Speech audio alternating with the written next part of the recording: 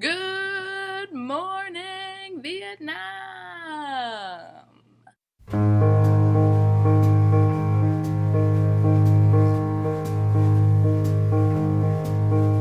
Today we are talking about the 1987 Robin Williams classic, Good Morning Vietnam.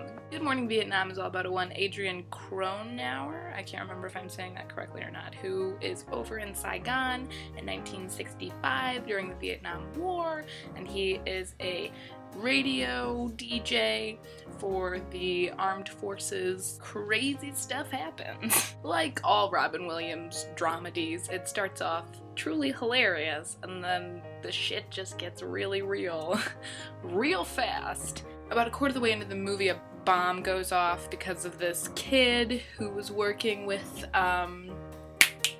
guerrilla troops, and yeah, and he was there at the scene to see the bomb go off, and he saw the kid or whatever, and it just gets really crazy and heavy and political, but so good. The guy who is the actual real-life Adrian Cronauer co-wrote this, and so a lot of it, while it is a fictitious representation of his time over in Saigon, is apparently pretty accurate and real. I can't imagine, what it would have been like if they hadn't had him recounting his experiences and making this movie about his time over there and how great an impact he had on everybody over there who was a member of the armed forces, because as we see in the film, they are just starved for contact. They just want so desperately to remember what it's like to be home, and they just love having him there because it's nostalgic and it's nice to hear just a classic radio DJ. Obviously, I love this movie because of Robin Williams and because of the political subtext and because of just the whole freaking thing. Robin was just, still so attractive in this movie. I mean, I am still attracted to him now. I don't know how many of you follow Broadway things, but he was in this thing called The Bengal Tiger. And I was just so all about it. I just have so much respect for comedians that are both funny and intelligent, and Robin Williams is definitely one of those, and this movie is just such a prime example of that. Robin Williams would have lived through the Vietnam War. I mean, he was a child, but obviously it's still something that would impact you and your life and just your feelings and your political views. And if you're a socially aware kid, then you are no, when politicians are corrupt and when they're doing things that they shouldn't be doing and when wars are going on that just don't need to be happening. And so I really feel so many of Robin's characters that I have talked about in this film challenge, just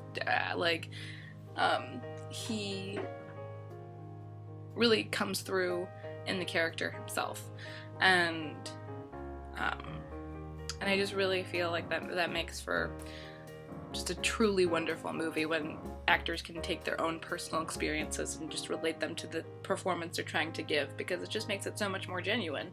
Beyond the war, there is just a lighthearted element of the movie because Robin spends a lot of time in this bar trying to get with this girl, and he teaches a English as a second language class, and there are just some very just genuine heartfelt moments beyond this whole terrible war aspect of it. It's what makes me like it so much, because typically I hate war movies and I just can't watch them. They make me uncomfortable and sad, but Good Morning Vietnam does not.